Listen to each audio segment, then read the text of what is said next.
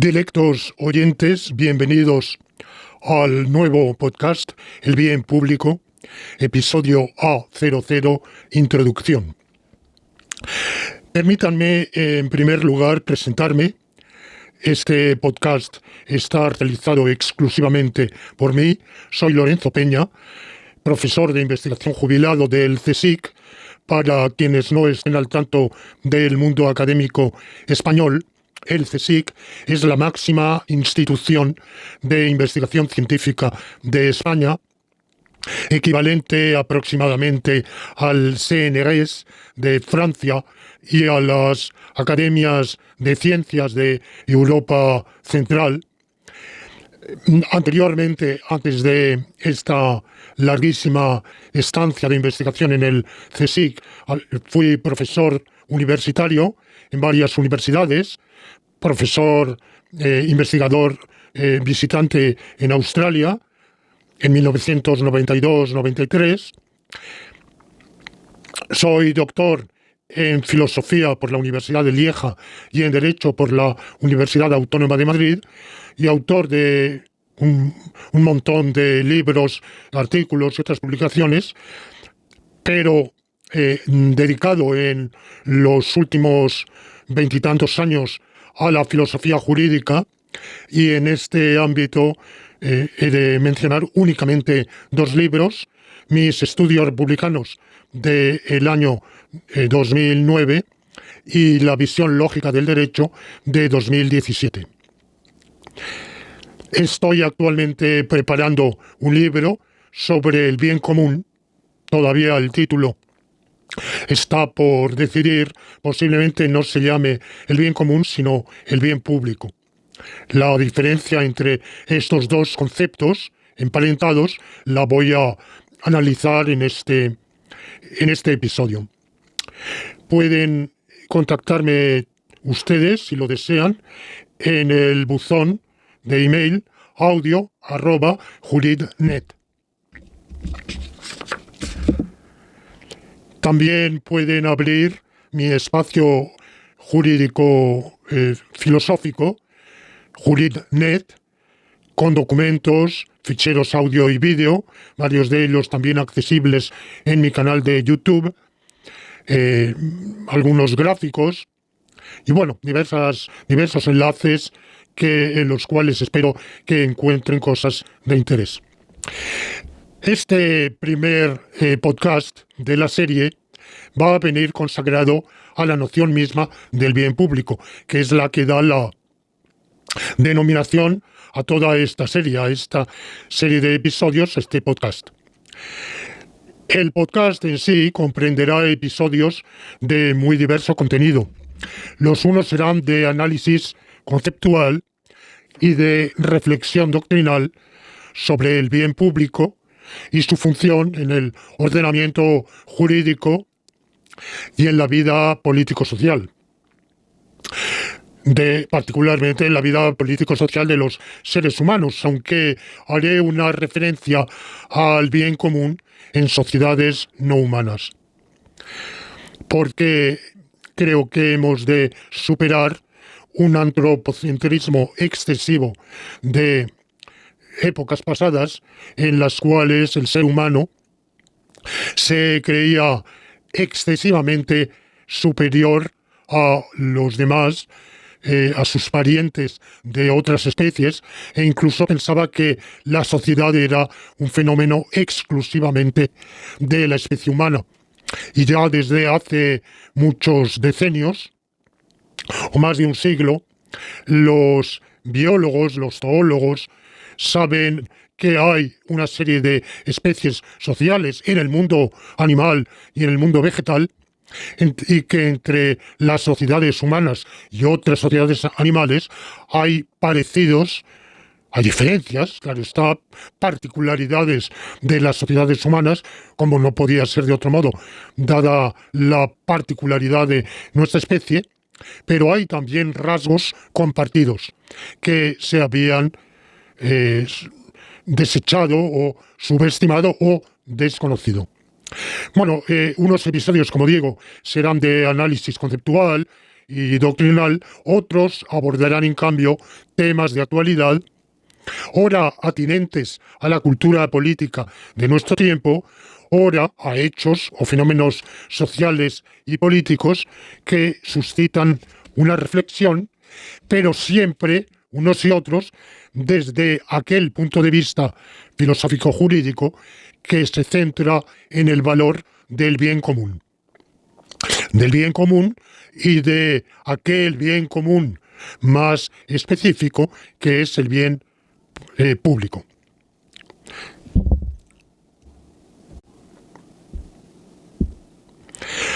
Digo que el bien público es más específico que el bien común. En realidad es una especificación del bien común. El bien común, luego, enseguida voy a analizar este concepto. El bien común cumple 5 funciones en la sociedad. Hablo de sociedades humanas, pero también, en mayor o menor medida, según los casos, de sociedades no humanas. La primera función del bien común es la de ser el fin de la propia sociedad.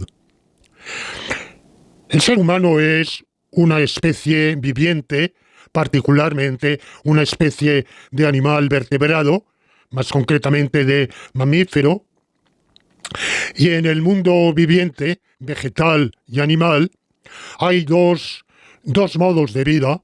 La vida aislada, en la cual los individuos viven aproximadamente, esto nunca es 100% así, pero digamos aproximadamente aislados y con poquísimas interrelaciones unos con otros. Y el segundo modo de vivir es el de la vida en sociedad, agrupados, aglutinados, aunados en una convivencia más o menos estrecha. Hay especies de vida solitaria, aislada, hay especies de vida social, como el ser humano, solo existe y solo puede existir en vida social, y hay especies mixtas que tienen variedades o grupos que por las circunstancias del medio ambiente o de la evolución han optado por una vida solitaria. Cuando digo que han optado, quiero decir que las circunstancias del medio ambiente los han llevado a esa opción. Y en cambio otras variedades, otros grupos viven en sociedad. Bueno, ¿para qué? Yo parto de un supuesto que evidentemente sé que muchos no comparten, que es la teleología de la vida. La vida está regida por una teleología, es decir, es instintivamente finalista. El fin de la vida es la propia vida, pero esto dicho así puede parecer una tautología.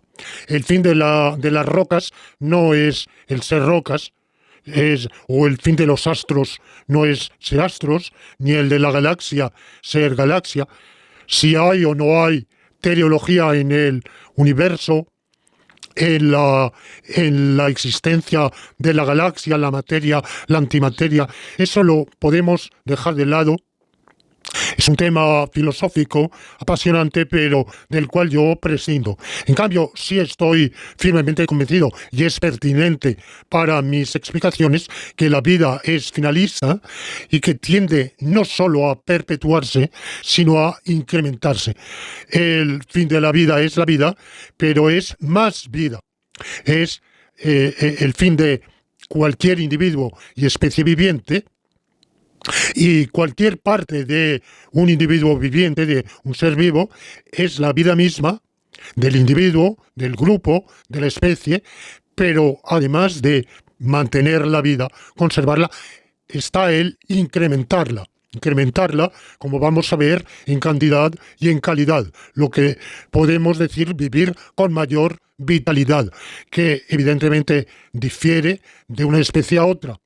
En cada especie Esa mayor vitalidad corresponde a la especificación de la especie.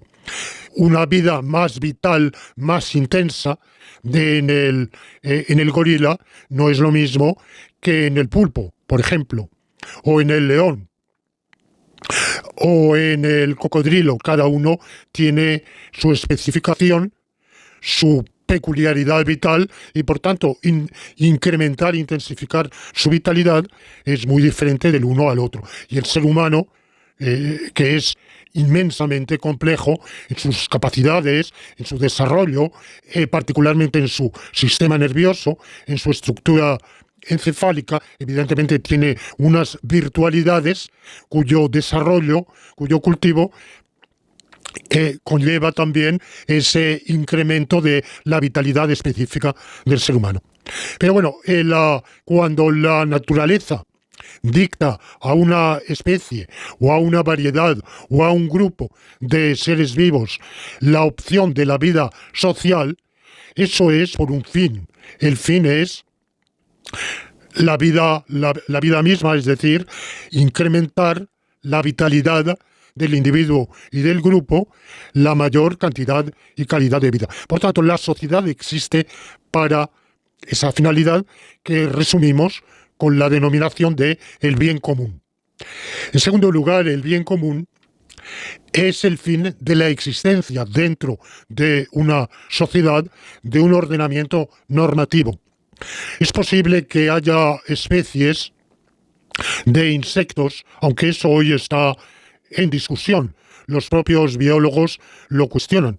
Pero bueno, era un punto de vista, era una opinión que se solía tener, que en las especies de insectos todo el comportamiento venía regulado exclusivamente por el instinto, era automático y por tanto no era menester ningún tipo de gobierno, de rección, de vigilancia. Esto, como digo, hoy está cuestionado y se ha visto que hay sociedades de hormigas en las cuales existen incluso una casta de guardianes encargados de poner orden y de sancionar infracciones, porque hay comportamientos que se desvían de la pauta socialmente marcada. Bueno, esto es muchísimo más, evidentemente, en sociedades de mamíferos superiores, que son seres con voluntad, no ya con apetencia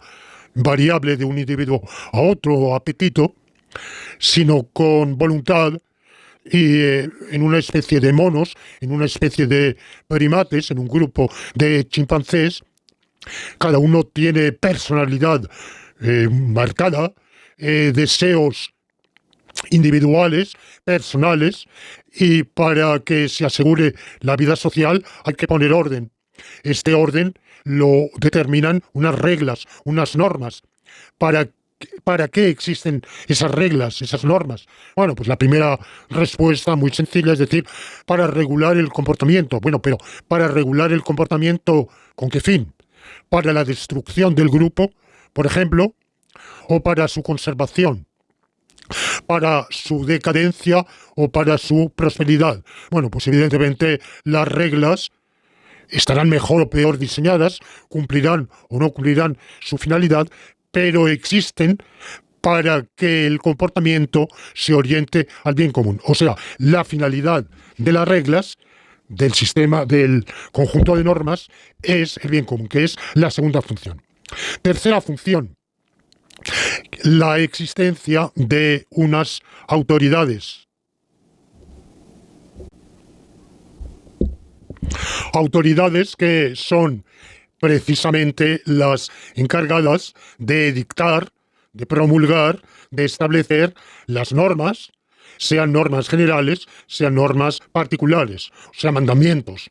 Ven aquí, haz esto, lleva esto, no te apartes del lugar más de tanto, etc.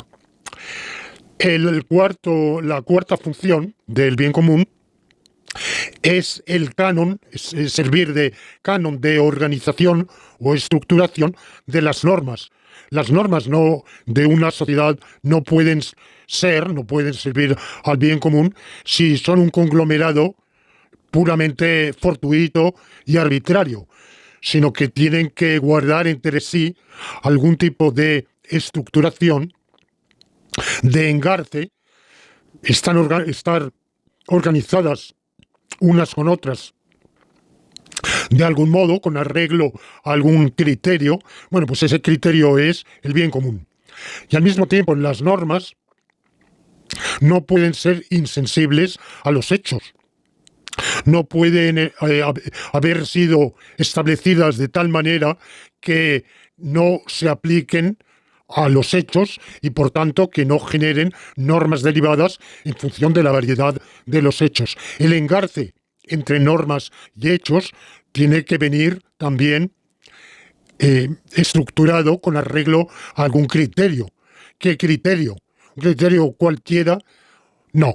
Tiene que ser, de nuevo, el mismo criterio, el mismo canon por el cual existen las normas, por el cual existe la sociedad, por el cual las normas se organizan, se engarzan unas con otras, que es el bien común.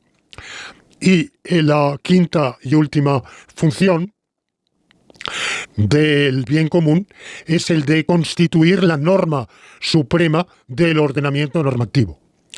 Sería absurdo que el ordenamiento normativo existiera para el bien común y únicamente para el bien común, que las normas se estructurasen entre sí con arreglo a un canon y solo a un canon único, primitivo, que es el del bien común, y que en cambio el bien común no fuera preceptivo dentro de ese ordenamiento. Es decir, que fuera lícito desconocer, conculcar, pisotear, vulnerar el bien común o sencillamente actuar sin tener en cuenta para nada al bien común. Bueno, pues esa quinta finalidad del bien común es algo que se aplica a las sociedades humanas, pero también, como hemos visto, a sociedades no humanas, evidentemente más rudimentarias, menos complejamente organizadas. Hay un gran científico social norteamericano de origen ruso que es Paul Turchin, que ha ideado el concepto de ultrasociedad, que explica evolutivamente, por la teoría que él llama de la evolución cultural, así como hay una evolución natural en la transformación de las especies, habría una evolución cultural en la historia humana, y cómo esa historia cultural nos ha llevado a vivir hace cientos de miles de años, en el comienzo de nuestra especie. Verosímilmente vivíamos como nuestros más cercanos parientes, los chimpancés, en grupos o manadas, como los queramos llamar, de unas decenas de individuos, que verosímilmente, como los paleoantropólogos han descubierto, generalmente guardaban relaciones de hostilidad, de enemistad con los grupos, rarísimamente de colaboración con los grupos cercanos, como sucede con las manadas o grupos o microsociedades de chimpancés, que con los grupos vecinos generalmente están a malas y a veces en guerra. Bueno, pues esto era probablemente el modo de vivir de los seres humanos hace cientos de miles de años, en el comienzo de nuestra especie. Y hoy vivimos en sociedades de millones y hasta decenas de millones o más de 1.000 millones, como son la India y China, por ejemplo. Bueno, pues esa evolución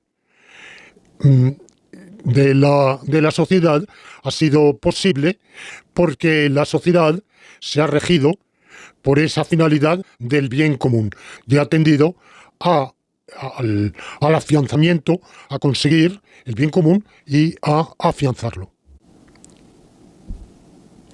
Ahora bien, dentro de una sociedad humana, de lo que voy a llamar una sociedad perfecta, que es una comunidad política, existen asociaciones privadas. La familia es una asociación privada. En la vida moderna del ser humano, sociedades mercantiles o empresas, clubs, iglesias, partidos, sindicatos, todo lo que ustedes quieran.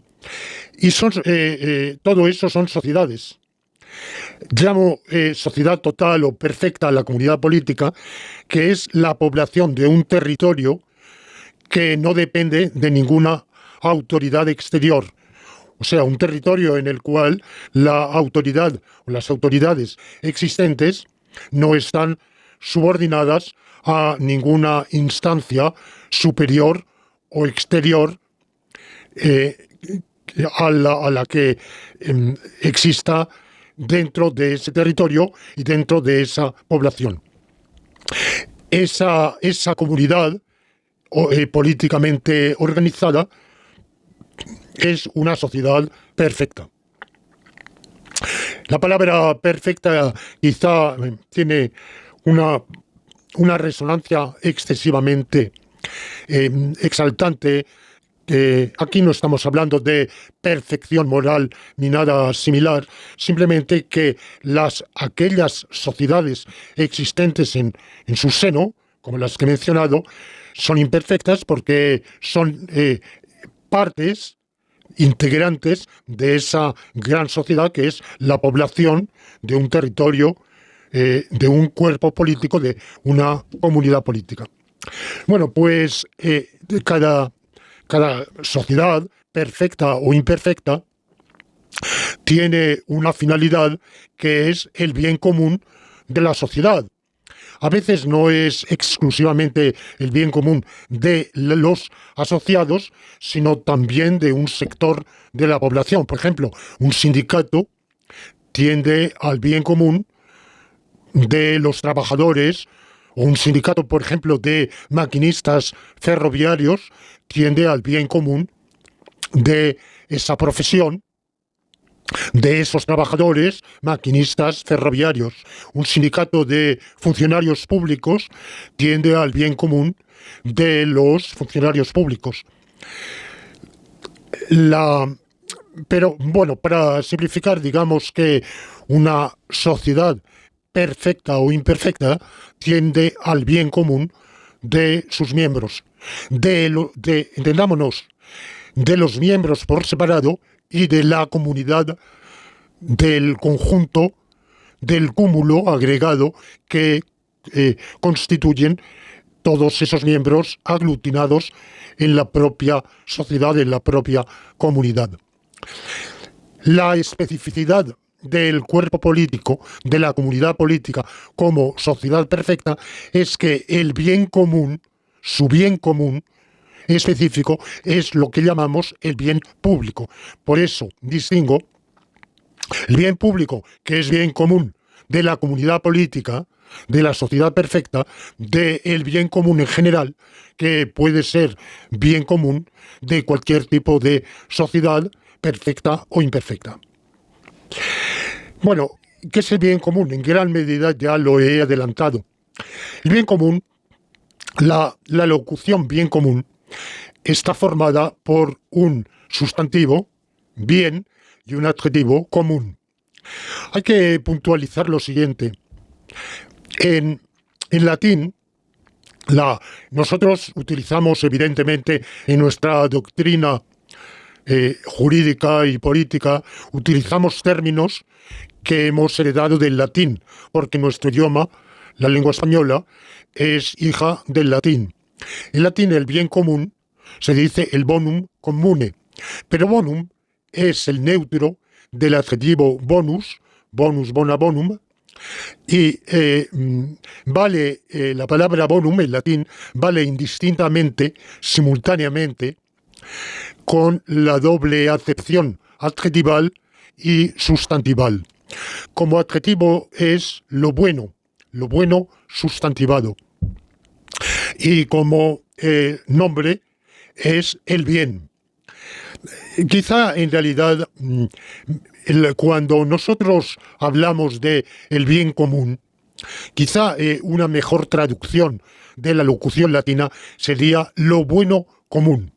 ¿Por qué? Porque bien, la palabra bien en nuestro idioma tiene una resonancia, una connotación excesivamente moral, moralizante, ética, y aquí no se trata de moral, no se trata de ética, hacer el bien, haz el bien y no mires a quién, como dice el refrán. Bueno, aquí la palabra bien la tomamos en un sentido utilitario, lo bueno, lo que es bueno. Y el bien en general, o lo bueno en general, es la suma de todas las cosas buenas de la vida, de todas las facetas buenas de la vida, de todo lo que hace la vida buena. Es decir, ¿qué es lo que hace la vida buena? Lo que hace que la vida sea más vida, tenga mayor vitalidad, lo que incrementa la vida en cantidad y en calidad. Calidad según variable, diferenciable según las especies. Una mayor calidad de vida en el chimpancé no es igual a una mayor calidad de vida en el ser humano. Y podemos dudar si la mayor calidad de vida en el ser humano, en el hombre moderno, y en el neandertal son iguales o no. No lo sabemos porque todavía no está zanjada la discusión de si el neandertal y nosotros formábamos la misma especie, solo dos variantes, o por el contrario, dos especies diferentes. Bueno, esto los paleoantropólogos lo discuten y bueno, yo lo dejo aquí, no es un tema en el cual yo tenga ni competencia ni interés suficiente. Quiero decir, en todo caso, no entra en mi reflexión en este momento. El fin de la vida, por tanto, es vivir más, aumentar la vitalidad del ser vivo en cantidad y en calidad, lo cual abarca a facetas frecuentemente en mutuo conflicto. En el ser humano, la mayor cantidad y calidad de vida implica también una faceta espiritual. He hablado de nuestra capacidad encefálica. Bueno, esta capacidad encefálica, el encéfalo, el cerebro, es un órgano. Como todo órgano existe para una función, el ejercicio, el cultivo, el desarrollo, la perfección de esa función comporta esa faceta espiritual que se traduce en ser culto, conocer, apreciar la apreciación estética, la apreciación del arte, de la música, quizá las vivencias religiosas u otras vivencias espirituales. Bueno, todo eso forma parte de la mayor calidad de vida. Muy variable según las sociedades humanas, evidentemente, pero que hasta donde sabemos, desde el Paleolítico, aquellas que eran accesibles por los instrumentos al alcance de nuestros antepasados hace decenas, quizá cientos de miles de años, pues ya existían en alguna medida. Y que evidentemente el incremento colectivo de la cantidad y calidad de vida ha logrado el desarrollo en facetas que eran inimaginables en aquel momento. El bien público como bien de la sociedad perfecta, o sea, de la población de un territorio constituido en Estado independiente, es todavía más complejo y más internamente contradictorio, porque, como ya he dicho, las diversas facetas muy a menudo se hallan en contradicción, en colisión unas con otras. El bien público, por tanto, es internamente contradictorio. Mejorar en salud y en vivienda a menudo se presentan en una relación de alternativa. Hay que optar, hay que dar primacía, hay que sacrificar en parte lo uno o lo otro, no digamos en tiempo libre y en confort, en libertad y en seguridad. El, en todo caso, estas diversas facetas entre las cuales hay que adjudicar, para algo existen unas autoridades, para las diversas facetas del bien común, ponderarlas y dar según el contexto, el entorno, las circunstancias, los deseos de la población, dar primacía a una faceta u a otra, según los momentos. Bueno, estos son los componentes de la parte sustantiva del bien común o del bonum comune, de lo bueno común. Y ahora viene la parte adjetiva, común. ¿Qué significa común? Que sea común quiere decir que es a la vez colectivo y distributivo, que es de todos juntos y de cada uno. De nuevo, aquí hay una dualidad que produce a menudo tensiones y antinomias. Pensemos en el bien común de una familia. El bien común de la familia no se reduce al bien individual de sus integrantes. Podemos imaginar una familia en la cual dos cónyuges y quizá varios hijos, y cada uno hace su vida por separado. No, cada uno tiene sus cuentas. A lo mejor comparten un alojamiento, pero como podrían compartir un piso, dos compañeros de estudios que pagan el piso por mitad, pero cada uno con sus propios ingresos y gastos, sus propias diversiones, y que apenas se ven, que hacen rancho aparte y vida aparte, diversiones aparte, y a lo mejor todos ellos son felices y se llevan muy bien. El uno es aficionado al arte y visita mucho exposiciones y ese tipo de cosas. El otro, en cambio, se divierte en discotecas, cada uno tiene sus propias relaciones, amoríos, bueno, no. Y como digo, sus cuentas, bueno, y viven bien. Podemos decir, bueno, pues en esa familia todos son felices, pero hay un bienestar general de los miembros de la familia, en el sentido de que está generalizado, pero la familia no está unida para nada.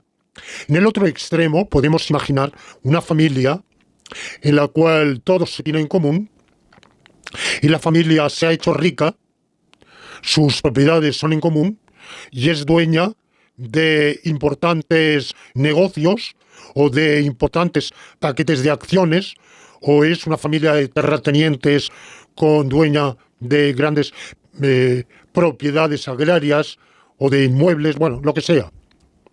La familia es próspera en su conjunto, su riqueza aumenta cada año, pero viven como el viejo avaro de la literatura, viven en la pobreza. El jefe de familia lo ha organizado así y viven mal, y ese tipo de vida austera, de austeridad extrema, hace que ni siquiera vivan con buena salud, ni en mucha concordia, ni en mucha armonía. Incluso suponiendo que hubiera concordia y armonía, porque todos compartiesen esa avaricia colectiva, pero no hay calidad de vida de los individuos. Bueno, son dos extremos en los cuales, en un caso, hay un bienestar individual, pero no colectivo, no compartido, y en el otro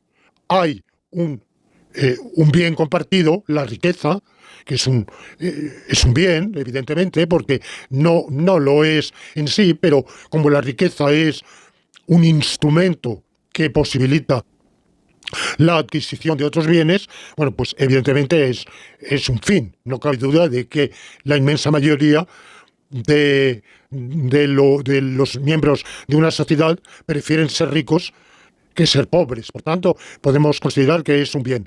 Pero ese bien compartido, colectivo, no se traduce en bien individual, distributivo de los miembros. Y llegamos así a la parte final de este primer episodio, y es que tras haber afirmado que el bien común necesariamente ha de comportar bien colectivo y bien distributivo, hay que reconocer que a veces lo uno entra en conflicto con lo otro y que hay que dar prioridad. En una familia, por ejemplo, a veces toca ahorrar. Toca ahorrar para las vacaciones del año que viene, para la reforma de la vivienda, para cambiar el mobiliario o para los estudios de uno de los hijos, o por razones de una previsión de enfermedad, por las razones que sean. A veces toca ahorrar y apretarse el cinturón. Otras veces toca gastar y disfrutarlo colectivamente y entre todos. Compartir, no forzosamente compartir todo. Eso es asfixiante, evidentemente. Una familia en la cual no hay vida individual. El ser humano tiene entre sus particularidades una fuerte individualidad. Ya lo veíamos en el chimpancé. Cada individuo tiene su personalidad. Bueno, pues esto en la especie humana está más acentuado. Cada uno de ustedes es él, muy él, muy suyo, muy propio, y yo también lo soy. Cada uno es quien es, muy como es. Pero también es cierto que sin libertad no hay bienestar, porque el ser humano, justamente por su personalidad tan fuerte, necesita un espacio de libertad propio. Y eso no sucede únicamente con relación al Estado, sino con relación a cualquier asociación. Dentro de una empresa, si nos marcan excesivamente las pautas de cómo hemos de comportarnos, de actuar, de trabajar, y no nos dan ningún margen, nos sentimos ahogados. Dentro de una familia, si todo hay que compartirlo y no tenemos un espacio de realización propia, individual, diferenciada, pues también nos sentimos asfixiados, y al final eso es contraproducente para la propia armonía. Bueno, de manera que tiene que haber esas dos facetas, como digo, colectiva y distributiva, y en esa distribución tiene que haber también no solo el disfrutar del bien colectivo de manera compartida, juntamente con los demás, sino de manera individual, separada, propia, dentro del margen, que sea compatible, claro está, con el bien común. Bueno, el bien público, y con esto termino, el bien público es el bien, como digo, de la población de un Estado independiente, del cuerpo político, y la palabra público viene del latín publicum, que es una contracción de populicum.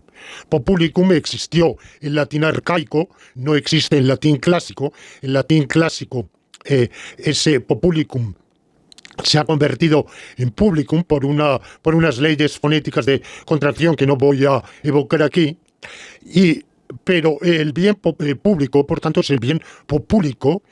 ¿Y qué quiere decir bien populicum, bonum populicum, si eso existiera en latín clásico, como había existido en latín arcaico? Quiere decir el bonum populi, el bien del pueblo. O sea, la población de un territorio constituido en Estado independiente, la comunidad política, el cuerpo político, es lo que llamamos también con la palabra pueblo. El pueblo es una comunidad con una connotación particular, que es una comunidad intergeneracional. El pueblo no está constituido solo por los que vivimos hoy, sino por nuestros padres, por nuestros abuelos, sin los cuales no viviríamos, sin cuyo no solo transmisión generacional de gamética y genética, sino también cultural, económica incluso, y del pueblo forman parte nuestros hijos y nuestros nietos. Es una comunidad transgeneracional. Y hoy esa palabra pueblo ha caído en desgracia.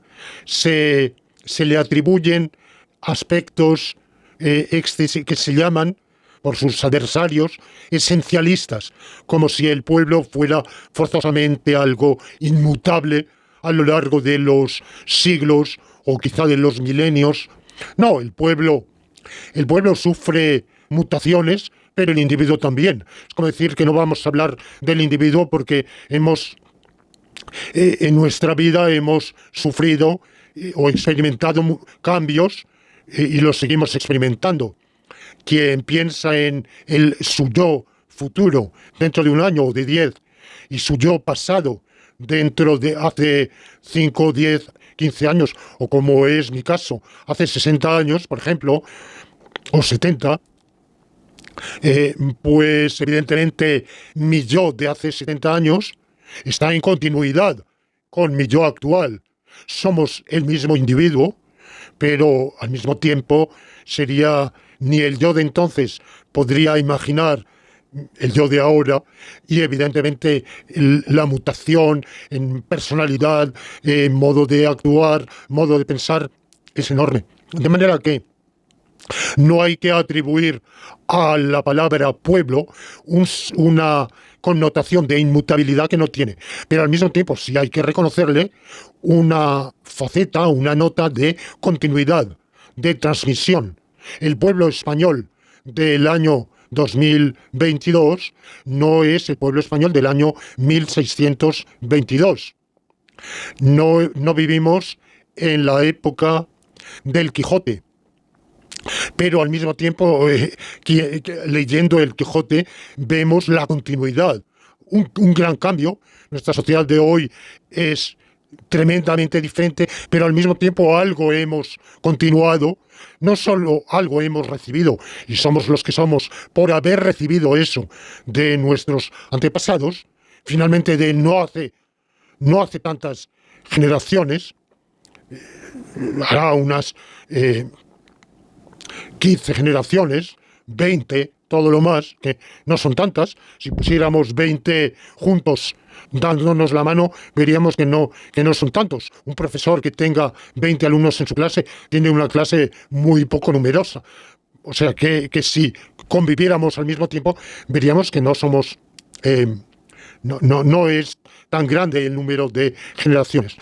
Hemos cambiado mucho, la vida ha cambiado mucho, pero es que yo, durante mi vida, he visto un cambio de la vida, de la organización social, de la técnica, de las mentalidades, enorme durante de mi infancia y primera mocedad a mi vida actual. He visto un cambio que posiblemente equivale al cambio colectivo a través de varios siglos. Por lo menos esa es mi impresión. De manera que el pueblo existe.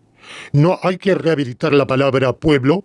El bien público es el bien del pueblo y, por tanto, creo que la teoría jurídico-política ha de tener en cuenta esta noción de pueblo, rehabilitarla, y será importante en todo nuestro desarrollo.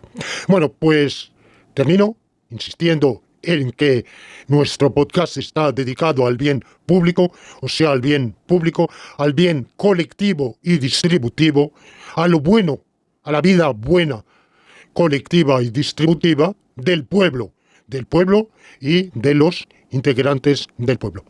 Pongo punto final a este primer episodio y les doy cita para el siguiente, y encantado de recibir sus comentarios, sus sugerencias.